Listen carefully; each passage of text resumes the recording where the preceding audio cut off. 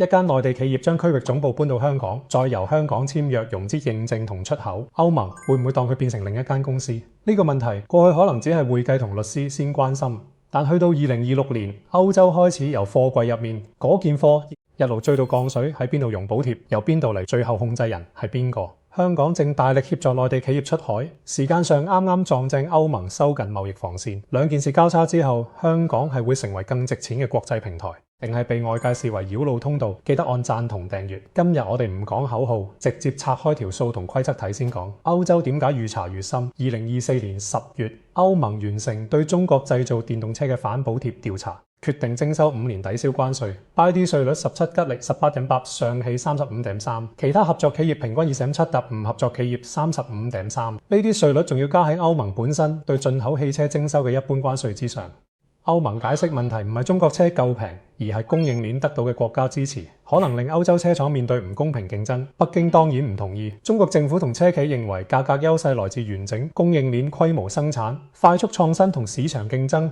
歐盟措施屬於保護主義，雙方之後繼續討論價格承諾，即係由出口商承諾最低售價或者其他條件換取調整關稅。但到今日，電動車抵消關稅仍然係理解中歐貿易摩擦嘅重要起點。重點唔係邊一邊講得大聲，而係歐盟調查方法已經改變。以前海關主要睇產品分類、申報價值同產地證明，今日監管者會問更多土地係咪平價批出、銀行貸款利率同市場有冇距離、電池原料來自邊間國企、地方政府有冇現金補助、稅務優惠或者擔保？企業有冇因為集團內部安排得到正常商業市場唔會提供嘅優勢？呢類問題令產品國籍變得冇以前咁簡單。一架車喺中國裝嵌，牌子可能喺歐洲；一塊鋼喺東南亞紮製，原料可能來自中國。一間香港公司負責接單、生產同資金支持，卻可能來自內地母公司。監管者唔再滿足於睇最後一張商業登記證，開始沿住控制權、資金流同生產工序向上追。鋼鐵就係最明顯例子。歐盟舊有保障措施喺2026年6月底到期，新制度由7月接手。新規則將免關稅入口配額定喺每年一神830萬噸，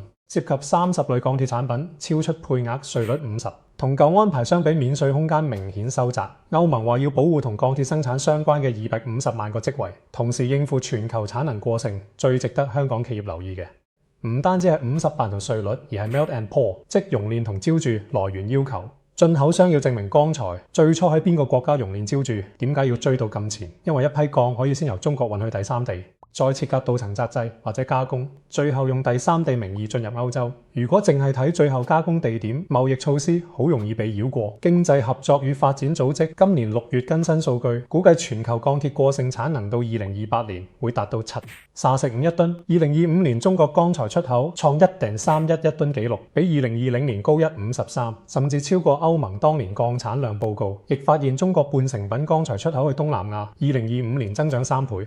而東南亞再向經合組織市場出口相關產品亦增加。呢個現象唔自動證明每一批貨都違規，但足以令監管者加大追蹤。經合組織仲估算2024年中國鋼企得到嘅補貼，以資產比例計，中位數係其他地區鋼企嘅15倍。呢個數字來自經合組織方法，唔代表每一間公司都一樣，亦唔可以直接當成違法裁決。但當全球需求增長慢，產能繼續擴張，價格壓力自然會推向出口市場。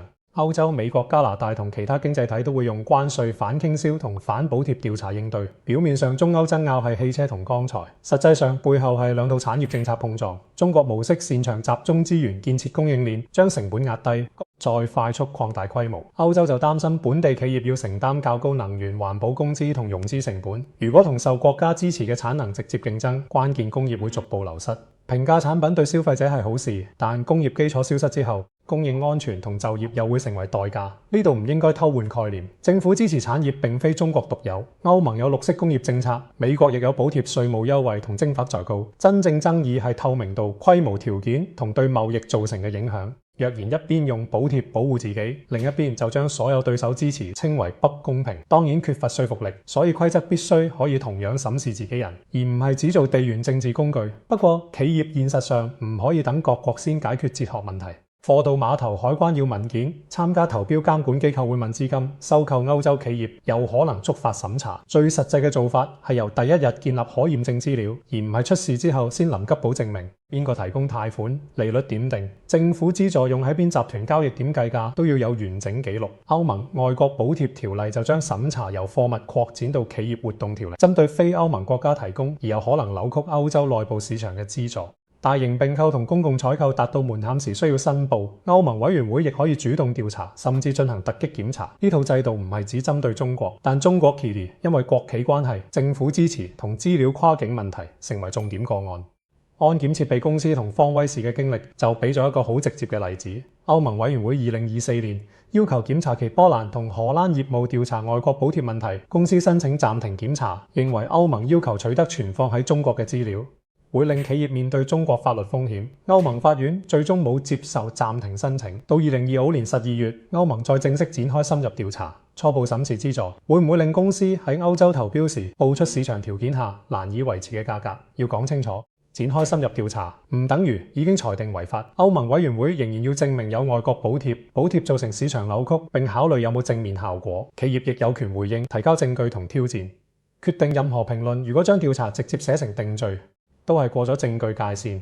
不過呢宗案件揭示咗香港最需要正視嘅一層法院文件列明，歐洲2間被檢查公司由一間香港公司全資持有，再由上海上市嘅集團最終控制。即係話香港法人身份並冇令歐盟停止向上追蹤。監管者關心嘅係經濟實體同控制鏈，而唔係中間多咗一層香港公司就自動斷線。呢個亦解釋點解香港政府近年推動內地企業出海，機會同風險會一齊增加。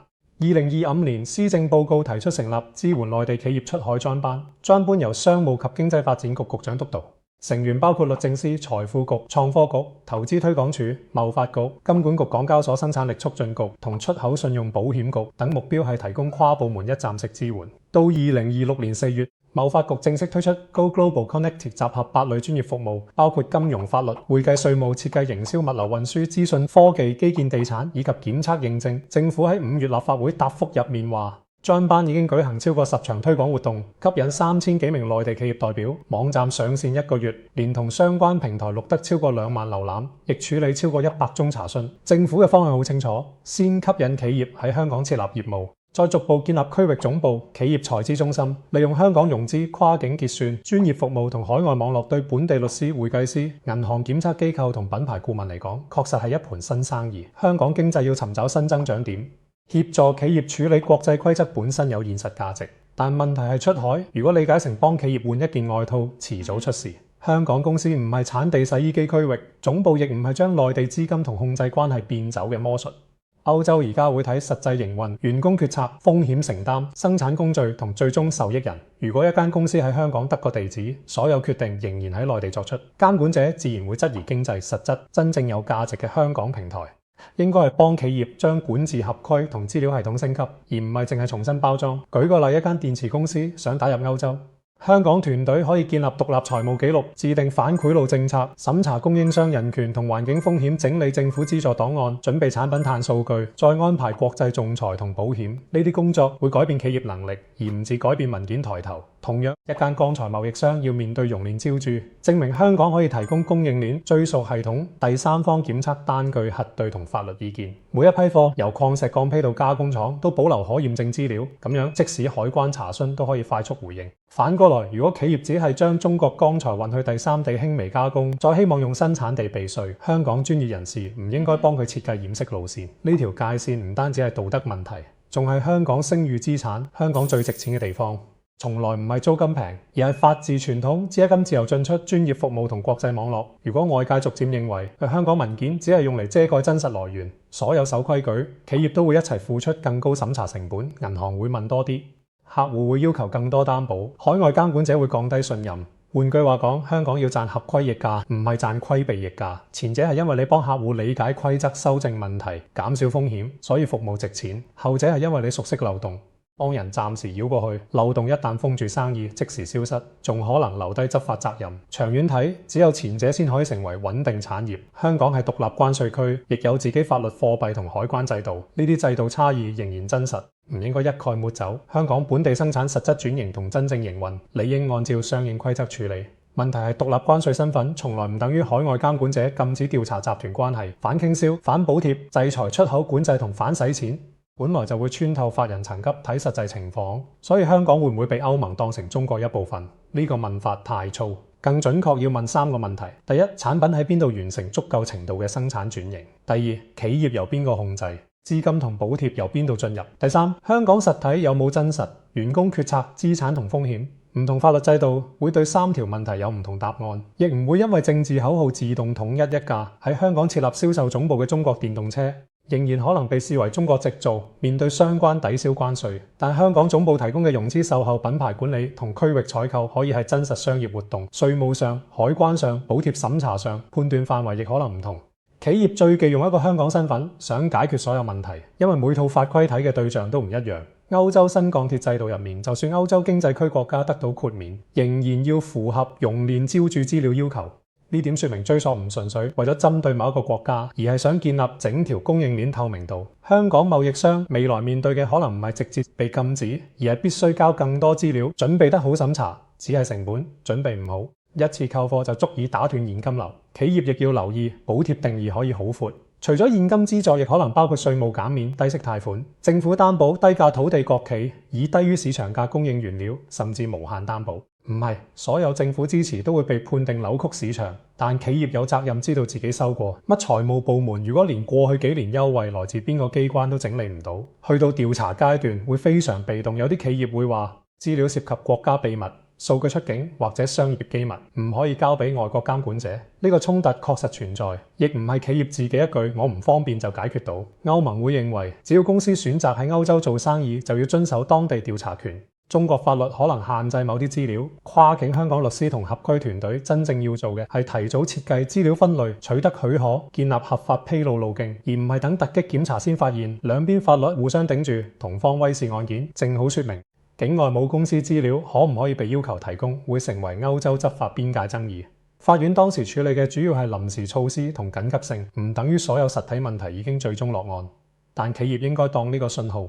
歐盟唔會因為服務器擺喺境外就自動放棄調查。集團架構如跨境資料治理，如要一開始就設計好。至於 BYD 討論，亦要避免兩個極端，一邊將佢成功全部歸功於補貼，忽略電池垂直整合工程速度、供應鏈管理同龐大本地市場；另一邊就話補貼完全無關，亦無視政府支持土地融資同產業政策。真實世界通常係能力同政策同時存在。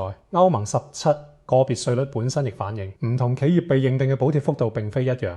中國車企積極去海外設廠就係應對方法之一。喺歐洲、東南亞、拉丁美洲進行實質生產，可以貼近市場，減少物流，符合當地規則。不過起一間組裝廠唔等於立即改變產地判斷。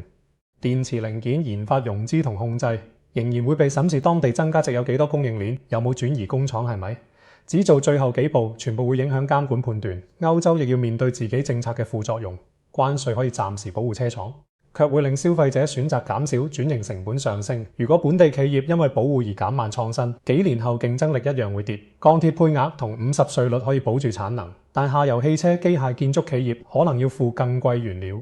貿易防線唔係免費，成本會喺產業鏈其他位置出現。而中國如果繼續將內需不足同過剩產能壓力推向出口，亦會觸發更多市場反彈。國際貨幣基金組織今年2月建議中國減少無效投資同不必要產業支持，將政策重心轉向消費同樓市調整報告，特別提到內卷式價格競爭同地方過度投資，即係話外界對產能問題嘅擔心並唔止來自歐美政客，中國內部亦知道低價競爭長期會壓縮企業利潤。一件產品平，消費者當然歡迎，但如果企業長期用極低利潤搶市場，靠不斷融資、地方支持或者拖欠供應商維持模式，未必持續。出海唔應該只係將國內價格戰搬去外國，真正國際化。要學識用品牌、服務、技術、可靠交付同合區賣更高價值，而唔係永遠靠平。呢一點同香港角色完全接得上。香港未必可以幫內地製造業降低多1成生產成本，但可以幫佢理解海外消費者，設計融資、管理匯率、保護知識產權、處理爭議、建立可信披露。香港擅長嘅唔係再做一條珠三角生產線，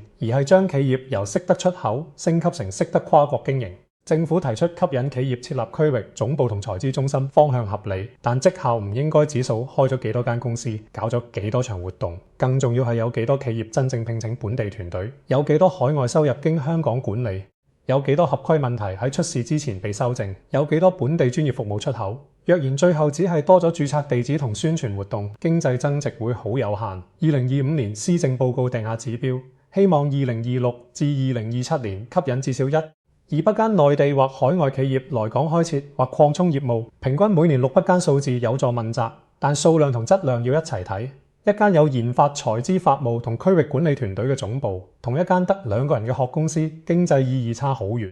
香港銀行亦會成為關鍵把關者企業，跨境收付款、融資同資金池，需要銀行做客戶審查、制裁篩查同交易監察。銀行太鬆可能引入風險，太緊就會令正常企業寸步難行。最理想係風險為本，知道客戶做乜資金，由邊度嚟，產品去邊個市場，再按實際風險要求資料，而唔係見到內地背景就一刀切。檢測認證行業亦有機會歐洲碳邊境調節機制，產品安全環保供應鏈盡職審查，都會產生大量數據需求。企業需要可信第三方驗證排放材料來源同產品標準。香港如果可以建立國際認可能力，就唔止服務內地企業，東南亞同其他新興市場企業都可能來用呢種服務，先真正發揮超級聯繫人價值。但香港自己都要保持國際嘅標準。專業人士如果受到客戶壓力，幫手隱藏，最終受益人倒簽文件或者製造虛假交易，唔單止個別人士違法，仲會損害整個市場信譽。政府推廣出海服務時，應該將誠信制裁風險、反賄賂同資料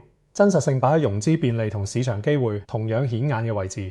起醫管理層亦要轉觀念，過去有啲老闆將合規視為成本中心，覺得律師同會計只係拖慢生意。去到今日合規其實係市場准入產品，冇可信資料，貨入唔到標，投唔到公司，買唔到，有完整系統先可以同國際客戶建立長期關係。合規唔會保證成功，但缺乏合規，失敗機會會越來越高。歐盟規則會唔會被政治化？一定有呢個風險。產業游說、選舉壓力、國家安全同對華關係都會影響政策。企業需要透過行業組織、法律程序同世貿框架爭取公平待遇。與此同時，指出規則有政治成分，唔代表可以忽略規則。最實際係一邊保留挑戰權利，一邊準備足夠資料通過審查。中國同歐盟亦唔係注定全面脫歐，雙方貿易規模巨大。歐洲需要電池、太陽能設備同具競爭力產品，中國企業亦需要歐洲市場、技術品牌同資本。未來更可能趣算有條件連接，敏感行業審查更多，普通貿易繼續。企業要證明來源同補貼，先換取市場准入。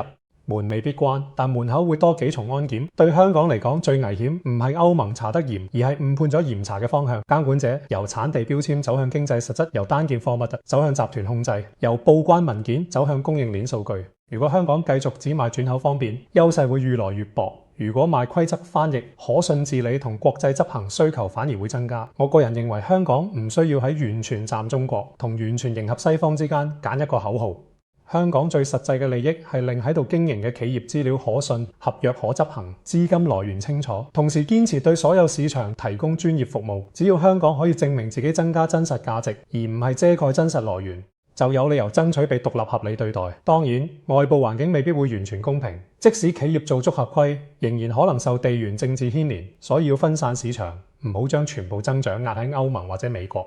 東盟、中東、拉丁美洲、中亞同非洲都有機會，但新興市場規則較鬆，呢種想法同樣危險。好多地方正在加強本地生產數據、稅務同國家安全要求，遲早都會問相近問題。真正出海唔係將貨賣得更遠，而係學識喺唔同制度底下長期生存。產品要過標準，企業要過審查，管理層要理解當地社會，出事時仲要有能力溝通同補救。香港可以成為訓練場同控制塔，但駕駛飛機嘅始終係企業自己。若然商業模式本身靠唔透明、補貼虛假產地或者超低價傾銷，任何平台都救唔到。未來一年，大家可以留意幾項信號。第一，歐盟點樣執行鋼鐵熔煉招注證明？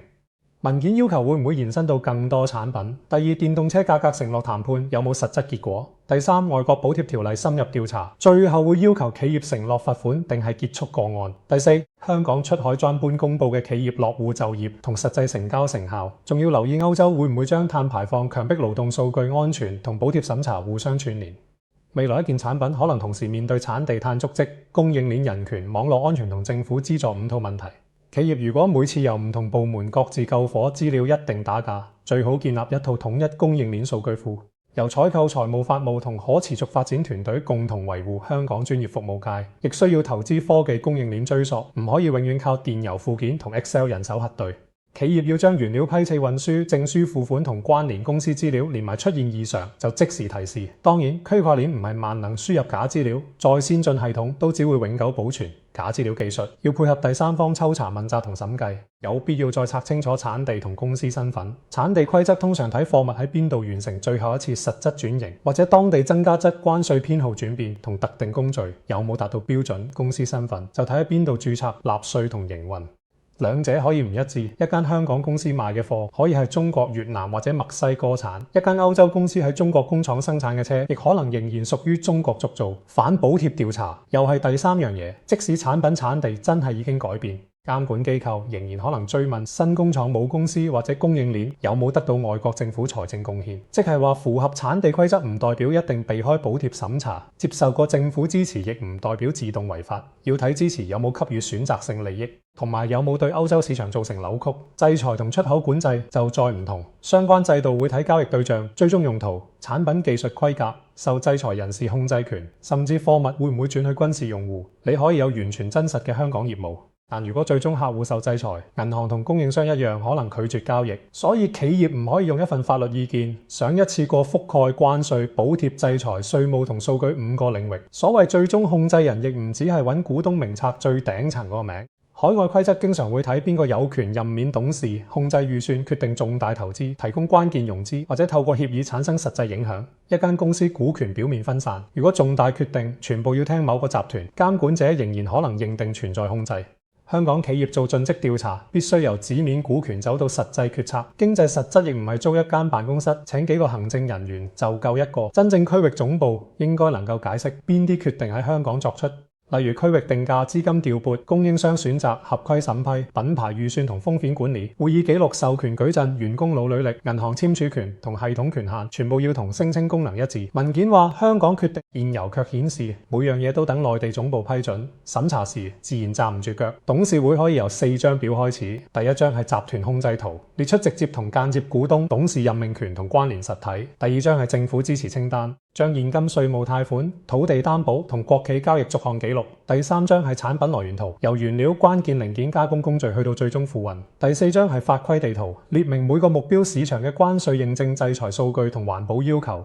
4張表唔係整完擺入櫃桶，每次收購轉廠、接受新貸款或者更換供應商都要更新。財務部知道資助，但未必知道產地；採購部知道零件來源，但未必知道供應商由邊個控制；銷售部知道客戶，卻未必知道最終用途。要有一個跨部門負責人將資料串埋一齊，先唔會到監管查詢時出現4個版本。中小企可能會話，大企業先有資源做呢套系統。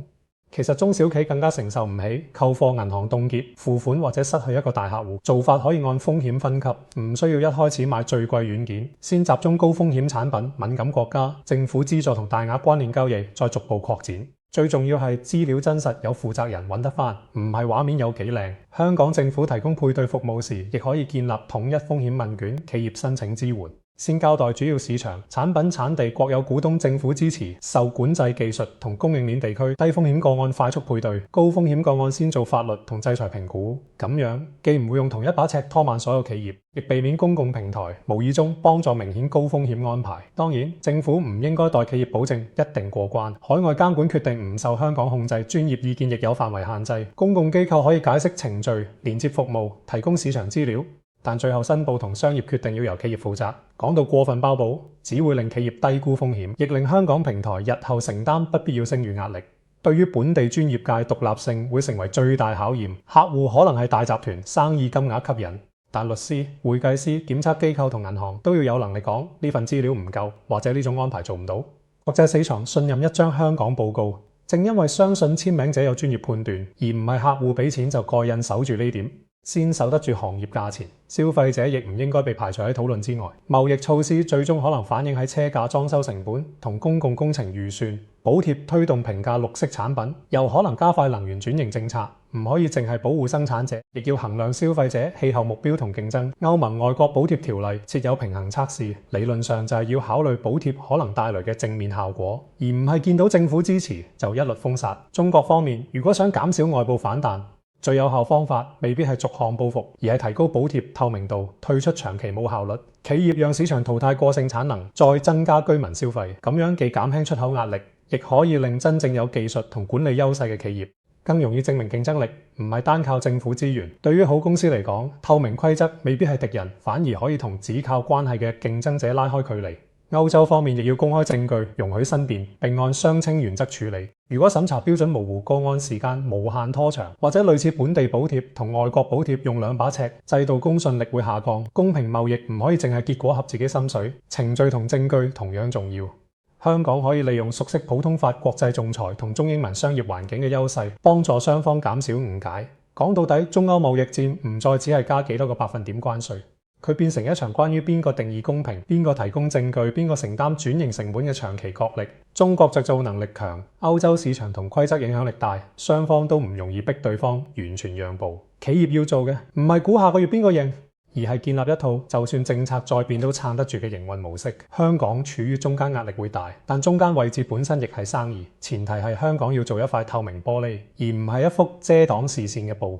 透明玻璃可以令人睇清企業實力、資金同供應鏈，降低互不信任。遮擋只會令監管者用更強燈光照過來兩種路線，短期收入可能相似，長期命運完全唔同。最後總結，歐盟電動車關稅係第一層，鋼鐵熔煉照住追溯係第二層，外國補貼同控制權調查係第三層審查。由產品一路入到企業內部，香港出海專搬帶來真實機會，但成功標準唔係幫企業變成香港公司，而係幫佢變成一間資料可信、管治成熟、可以面對國際審查嘅公司。做到呢點，香港仍然有不可取代嘅價值。做唔到所謂平台，只會變成下一輪調查名單。多謝大家收睇，記得按讚、訂閱同分享，唔好錯過之後嘅社會熱點同深度分析。祝大家生意順利，判斷清醒。感謝收看。